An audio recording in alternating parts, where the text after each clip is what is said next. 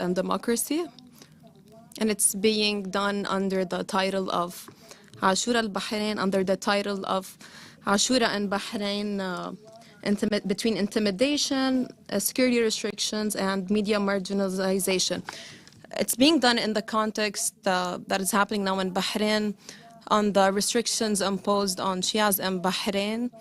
And this has been put forth by different organizations that have documented the different practices of the Bahraini state.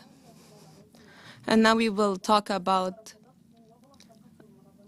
the main things that have been documented by human activists. We would like to welcome the head of the freedoms of religion, Sayyid Abbas. We would like also to welcome Mr. Ibtisam Assagh, a human rights activist, and Ghina Rubai from the Forum of Bahrain for Human Rights, and the researcher Fatima Yazbek. We would like to welcome the participants in this seminar that is being streamed in English and Arabic through YouTube. I would like to point out that this electronic seminar is going to involve the launch of the report that is done in joint effort from all the organizations that we have today, which is the Forum of Bahrain for Human Rights, Salam for Human Rights and Democracy. However, we will also stop for a short documentary that shows all the intimidation and the terrorization carried out in Bahrain during Ashura.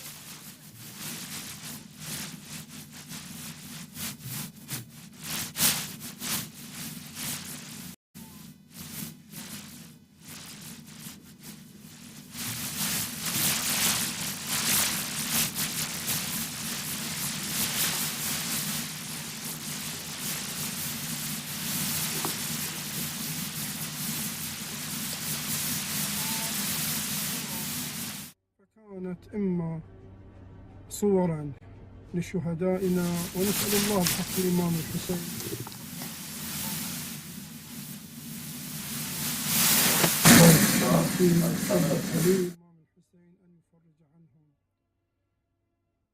كما قامت السلطات بالاعتداء على المظاهر العاشورائية فيما لا يقل عن 13 منطقة، والقيام ببعض الممارسات الاستفزازية بحق المواطنين المشاركين في الفعاليات.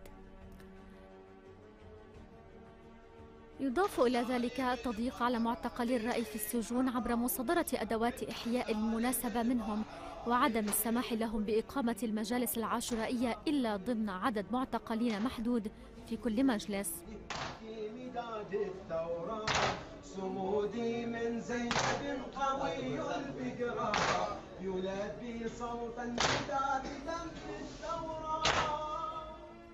كما تم حرمان الطائفة الشيعية من تغطية الإعلام الرسمي لموسم عاشوراء سواء عبر التلفزيون أو الإذاعة.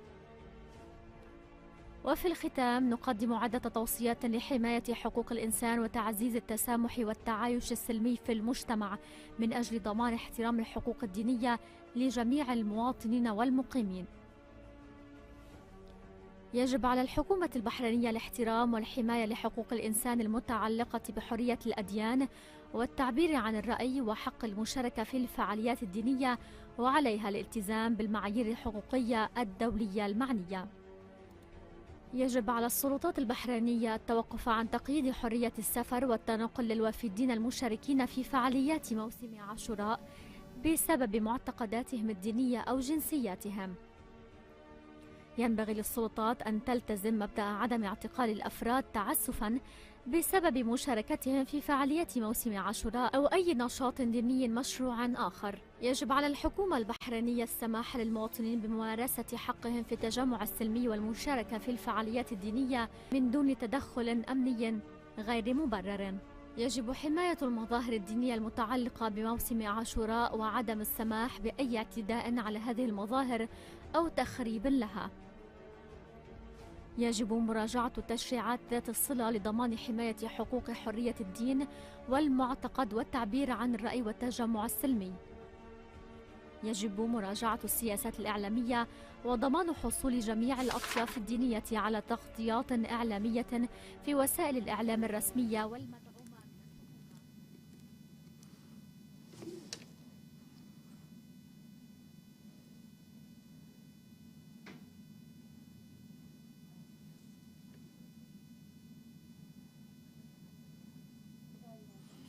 So we were just showing the short documentary regarding the annual report that has been launched by the three main organizations that showed all the violations and the restrictions on the prisoners of conscience in Bahrain, as well as the mass arrests that were carried out. Hence, we will talk about what happened during this Ashura season in Bahrain. We just want to remind you that this annual report has been streamed in both English and Arabic on Salam for Human Rights and Democracy. Now we will listen to Ghina Rubai, who is a human rights activist. Hello, everyone, and hello to all participants and watchers of this seminar. The Bahraini authorities have started since the beginning of the crisis in 2011 for sectarian targeting, for particularly the Shiite community, which is the majority of Bahrainis, which also is the majority of the opposition.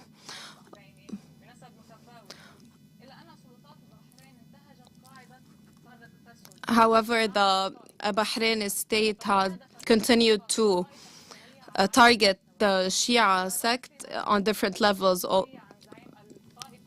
beginning by depriving Sheikh Isa Qasim from his citizenship and arresting scholars and restriction on the on religious rights and observing it had also continued to observe the talks of the people, whether it was related to the demands of the people or just the peaceful protests that are being done to in retaliation to the Zionist attacks. So the Bahraini authority has chosen this sectarian trajectory to fight the majority just for them being of the Shia sect. So they have deprived them from different political and civilian rights. And because this majority has so clearly shown its opinion that is not flowing with that of the authority, but in this year and in general, Bahrain continues to escalate this sectarian rife during Ashura especially, and it's being done in different form, like through violations on Ashura manifestations, although it's just religious manifestations, while threatening people who carry out these religious celebrations, and while harassing people who participate, like investigating them, picturing them, and calling them in for investigation.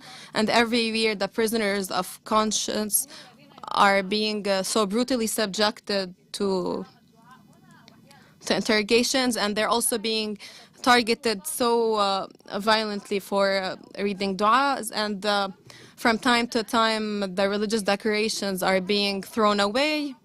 All this oppression is being intensified during Ashura season. So independent human rights organizations in Bahrain have noticed that and observed how the state is doing this. And they have noted that it's not just enough to comprehensively list what's happening in Ashura and writing a report on how the religious leaders are being targeted. However, the different forms carried out, the different forms of aggression have called out for a specific annual report. This annual report that we will now launch during the seminar under the title of Ashura and Bahrain, Between Intimidation, Media Marginalizations, we are now putting forth the different ways the Ashura season is targeted. I want to point out this official thing that's happening during this year. The violations are being persistent during this year. The Ministry of Interior in Bahrain has said among religious Shia scholars that Bahrain is not a religious tourism destination, and that Bahrain does not need religious singers and scholars from abroad. This position has been put forth after religious singers were deported from Bahrain during Ashura season. This is a very major escalation. We want to tell them that, we want people to know that, yes, Bahrain was indeed the religious tourism destination previously. So we view this position put forth by the Minister of Interior that he wants to change the identity of Bahrain and what it represents for the neighboring countries. Also regarding the Shia identity. Yes, Ghana.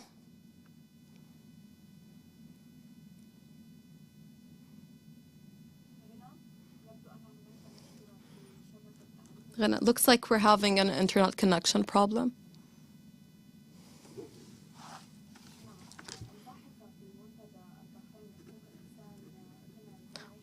Well, the researcher from the Bahraini Forum for Human Activists has talked about, well, it's actually promoted this thing because the state so clearly says through its interior minister that it does not want this cultural vibe that the Bahraini people has chosen, because it's really just targeting this specific sect. The people have not given the state the power to restrict the decision. They open up temples for Hindus and for Jews, but preserving the culture of the people, no. And the reason is that these people have not allowed oppression to happen. Thank you so much. We have just talked to Mrs. Rubai. Thank you so much for telling us about the reasons behind the launching of this report and how the violations are increasing. Let's now hear Fatima Yazbek, who is from the Khaliji Council for Human Rights. And she is now going to talk about official media coverage in Ashura season in Bahrain. Thank you so much, Fatima, and thank you, Ms. Ghana, for your important words. And thank you for the organizers of this seminars and the participants. In reality, targeting religious freedoms in Bahrain, and specifically the Shia sects in Ashura season, does not stop at violations. It has gone forth because the state has tried to change this important cultural aspects and ignoring all its components that also include its religious component and the richness it had given to Bahrain. It's trying to ignore completely and so silently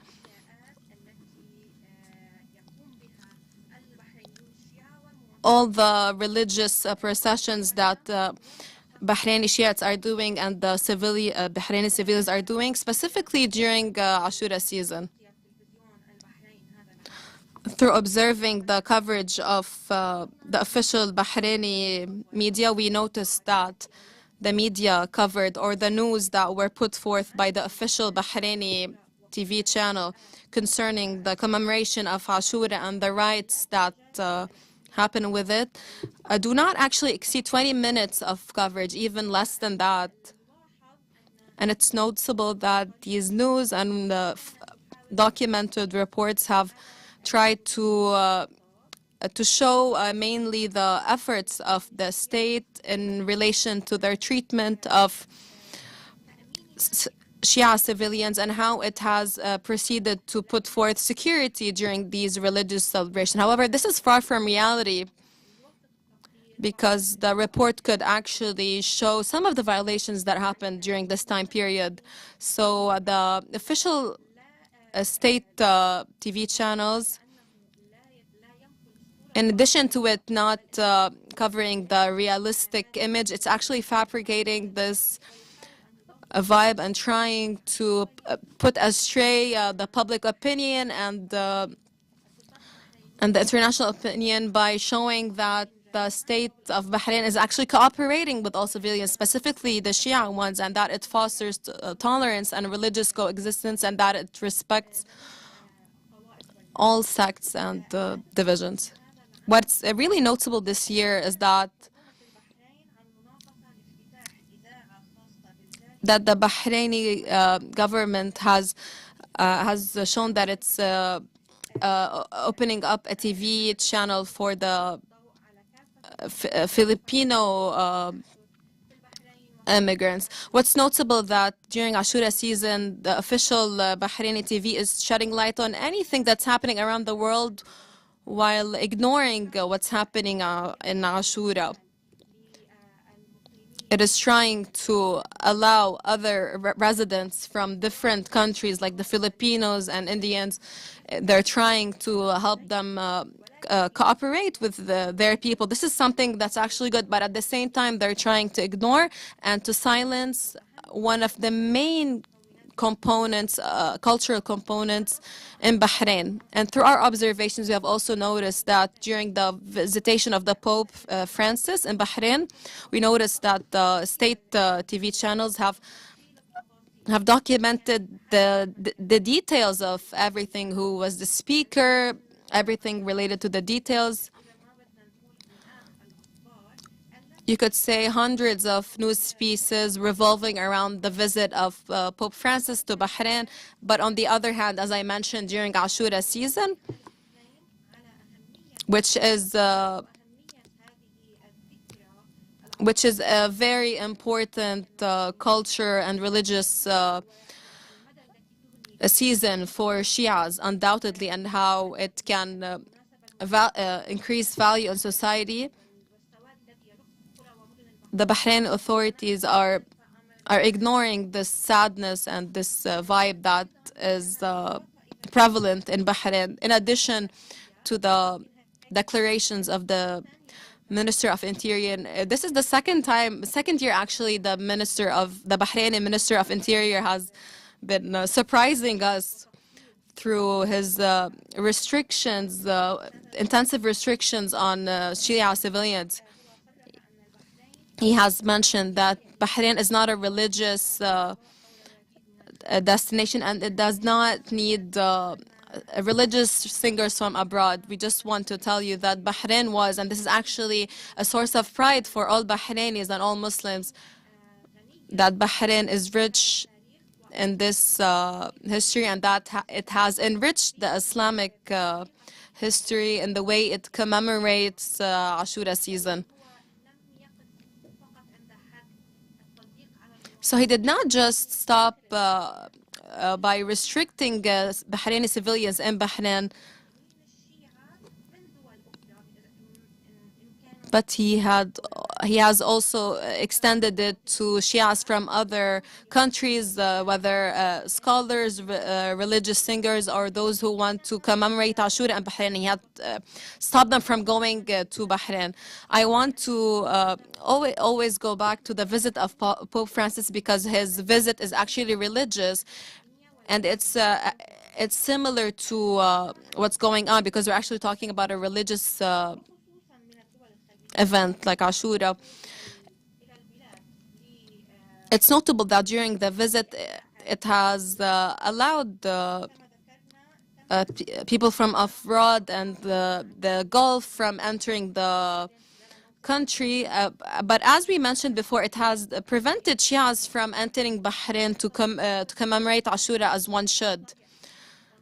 So the declarations of the Ministry of Interior shows this contradiction that the state of Bahrain and the government of Bahrain is carrying out against Shia citizens. At the same time, the authorities are actually claiming that they're a government that fosters pluralism and promotes religious freedoms and even respects monotheistic religions and other non-Abrahamic religions like Hinduism.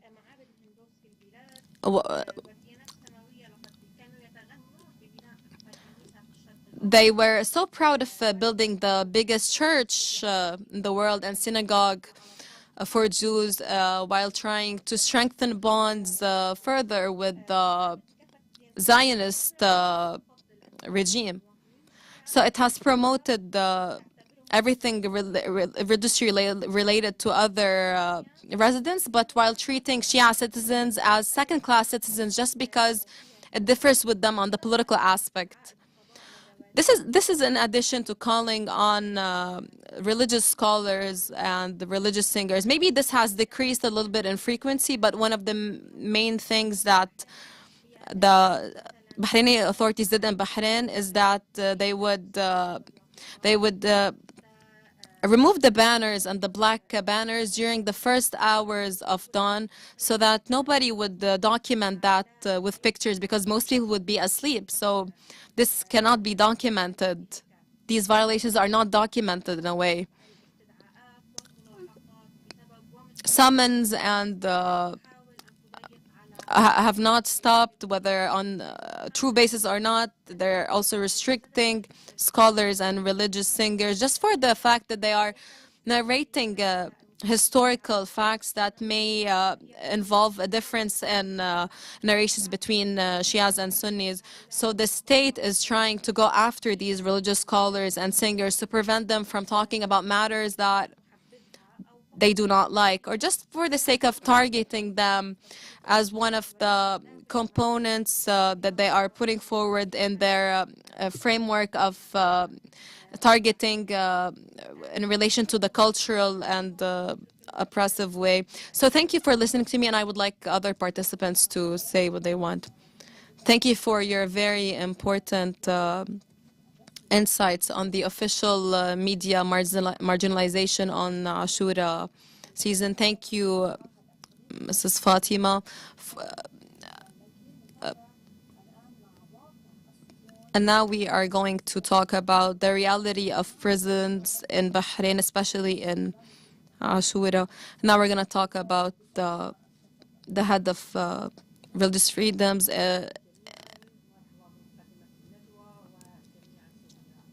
Hello to everyone. Hello to the speaker of the seminar and all the colleagues. In reality, the state of Bahrain prisoners is bad in every way.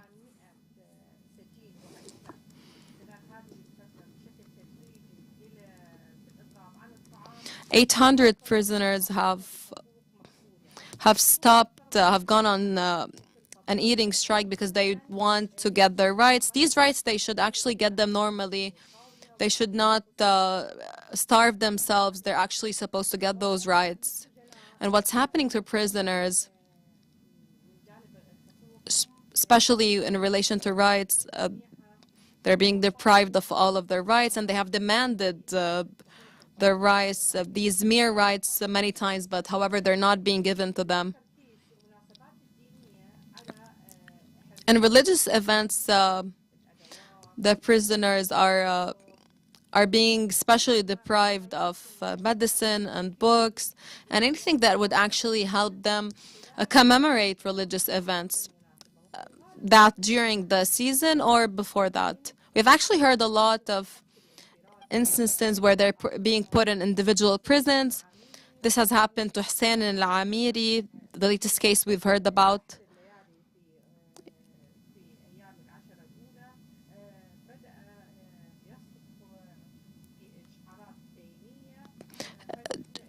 So during the first 10 days of the morning, he started saying these religious slogans. He was then put in individual prison and then in isolation, and he's now still in isolation and being threatened and allowed no contact and whatnot. They have tried to minimize these measures of vengeance. He actually did nothing against the law, but he was just commemorating a religious event and did not even get to doing the religious rights. And but however, he is still in isolation as if he had done a major transgression. This is what's happening to prisoners, those who had gone on hunger strike, and they would reach the 30-day mark tomorrow, and they're still persistent on continuing their starvation. They're doing this to demand their right to exercise their religious freedom. They're asking for their right to use the religious mosque. They're not using this mosque, and the state does know that Muslims have these rights they want to act on, and they have to do it communally. They're actually not allowed from doing prayers and all together, and all previous demands to open up the mosque are not reaching fruition. The mosque is still closed, and the prisoners are not meriting from it. In addition to that, because prisoners are not allowed to bring inside the resources that would allow them to live normally through these religious events. They have tried to make use of the simple things they had, like the plastic bags. They have hung them on the wall to promote this Ashura ambiance. However, these materials were confiscated, and after a lot of people were prisoners and put in the individual prisons, some of them were even taken to security. After this media turbulence and the testimonies given by the prisoners, they have been calmed down through promises that they would be given resources to commemorate the religious events. However, to this day, nothing has reached them, and they did not receive any resources. I want to add that even religious books that they're supposed to get just normally, because these are books that would help them commemorate their religious events. However, these books are banned because of their titles. Such books are not allowed to reach them. Imagine that the Ministry of Interior doesn't allow the prisoners to have their hands on such books, so these prisoners cannot have the books to merit from them. There are many things related to. There are many titles that have to do with religious events that are actually restricted from Shia prisoners.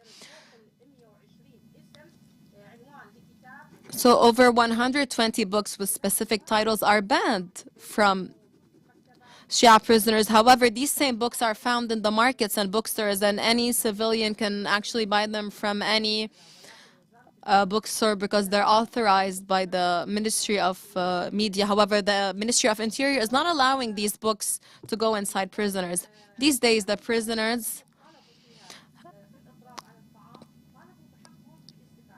have demanded the right to use the mosque as one of the main demands that they had. Why are they not allowed to use the mosque, although it's right there? There are many different practices that are restricting prisoners. Prisoners can't even talk to their call their families at a certain period where the family can narrate to them a certain eulogy during such a season, because calls are restricted and the prisoner cannot call during such time. This is happening inside prisoners. Today, I mean, the Minister of Interior is declaring that it's not allowed to receive delegations that come to put forward the religious programs or come to commemorate the religious events with the Shia community.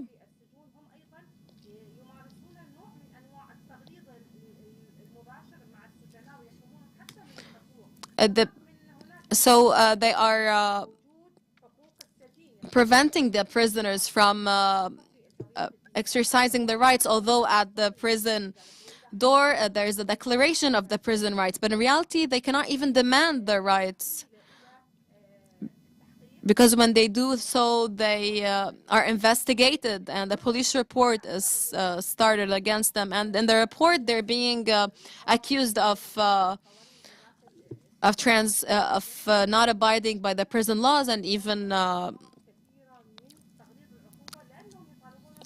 harassing prison personnel. So to this day, prisoners are not allowed to exercise their religious rights, and this is actually under the supervision of the Ministry of Interior and all of those who continue to deprive prisoners of their rights inside the prison.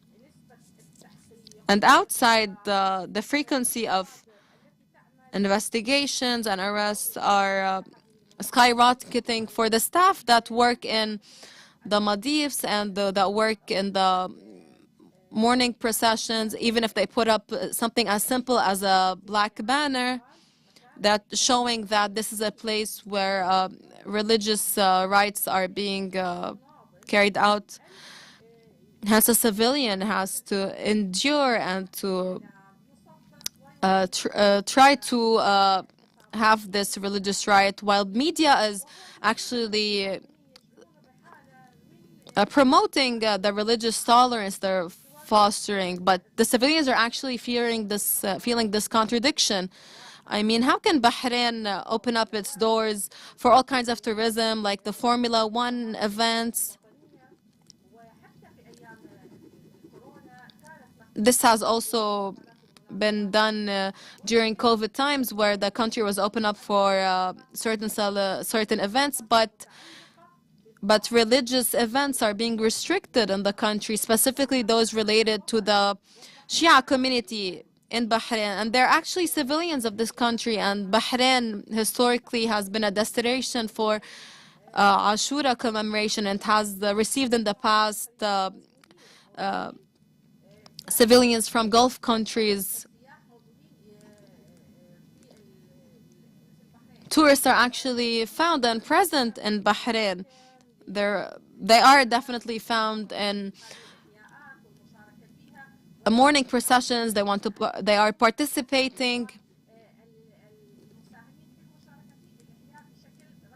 but they cannot be official participants because there's a rule that prevents them from doing that. And this is something that is definitely weird, because all countries are trying to allure people to come and participate.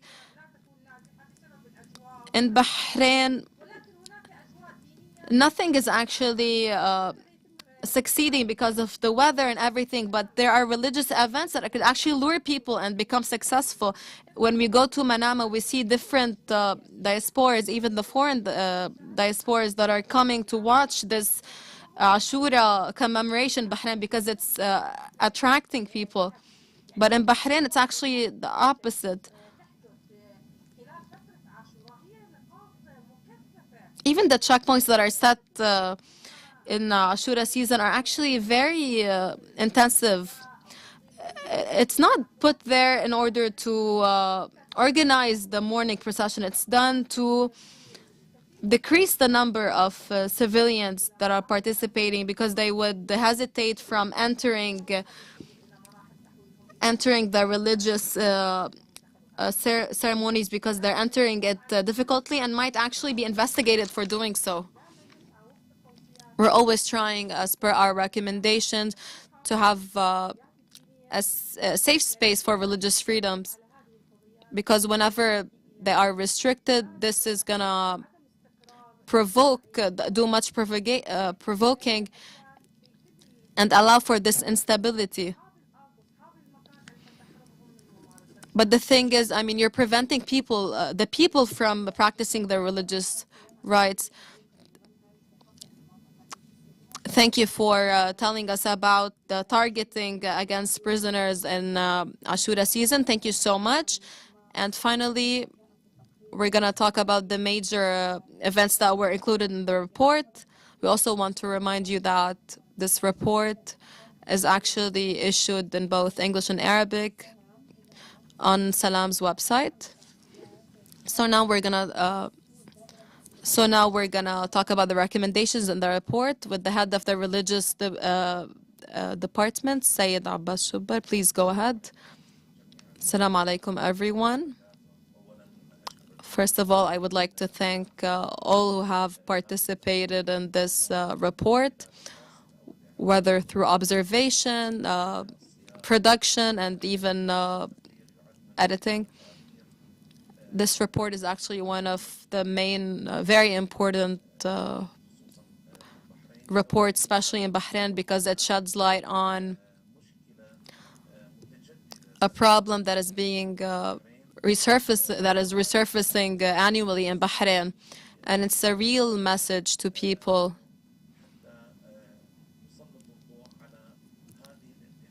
To shed light on these violations that are happening in Bahrain, especially in Ashura season. So we're talking today about this season, and as you all know,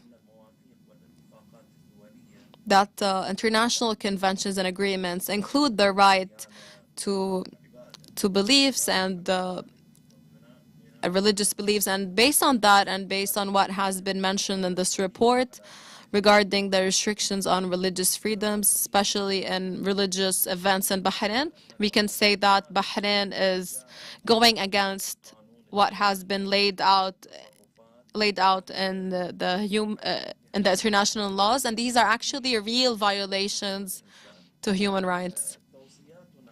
Our recommendations in this report: first of all, the government of Bahrain should respect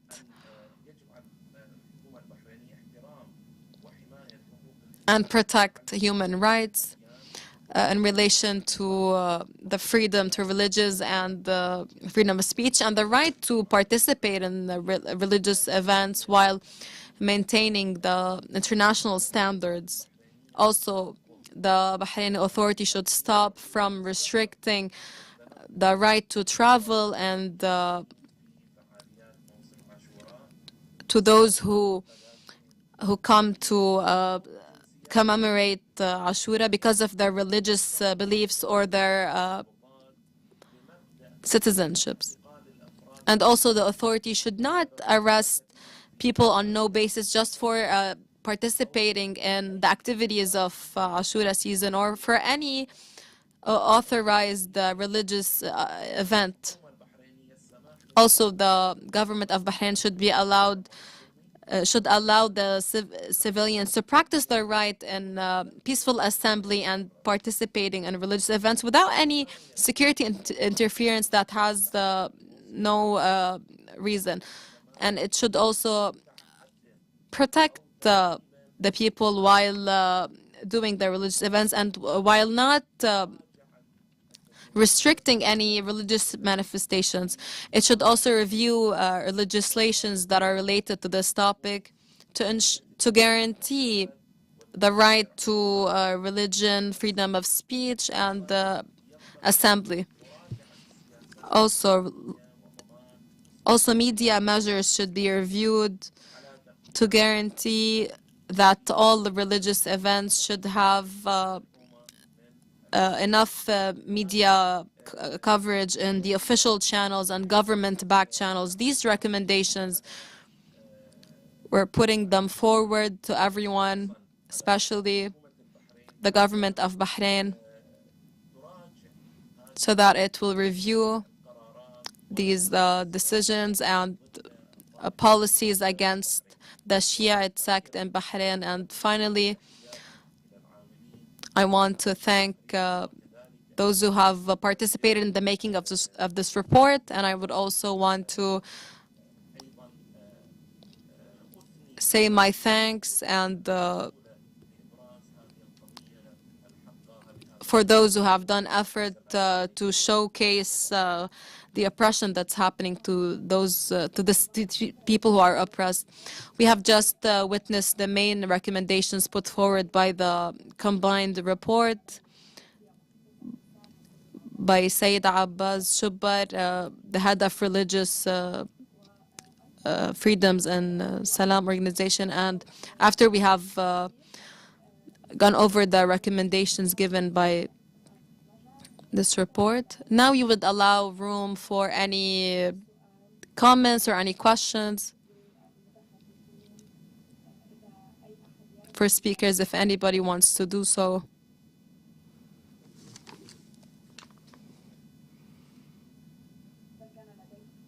So if you have any question or any interference, please go ahead. Of course, we want to call on everyone, the whole world, regarding the hunger strike of more than 800 prisoners in Bahrain, because they're demanding rights that they actually have the right to have in the first place, because they are in line with the constitution and the law. We also call on that people do not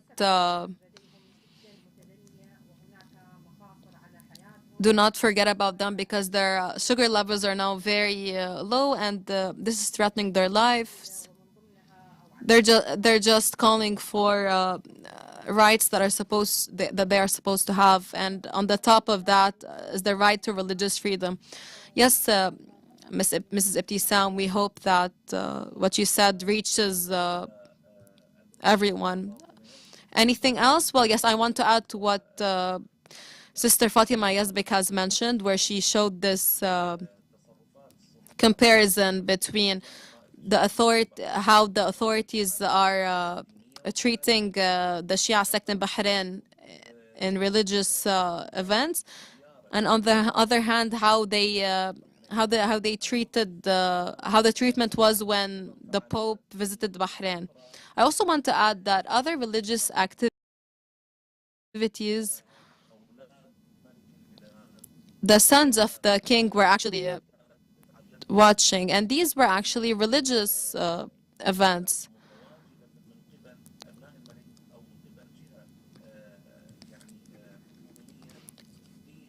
Where diasporas exercise the religious events by the government, but we do not see this happening with the main sect happening, the Shia sect. We do not see the sons of the king participating in any Shia religious events.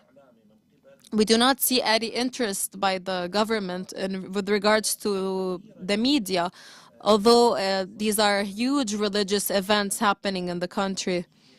And not just in the country, in the world, as per the Shia sect. So there is this real ignorance carried out by the Bahraini authorities to this main component in Bahrain.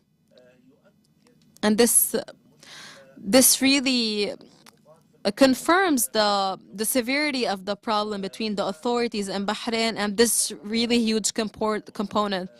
And based on that, we wonder, until when would the Bahraini authorities ignore the rights of this sect that goes a long way back in Bahrain?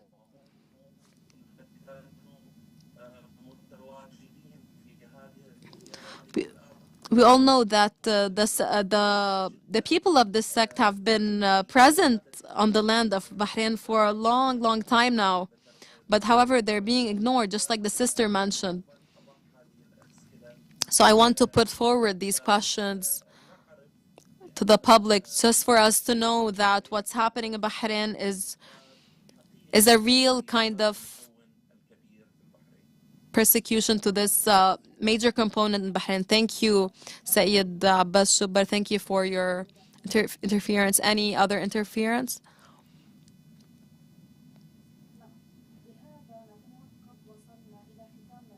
And by that, we have concluded our seminar, which under the title of Ashura and Bahrain between intimidation, media marginalization.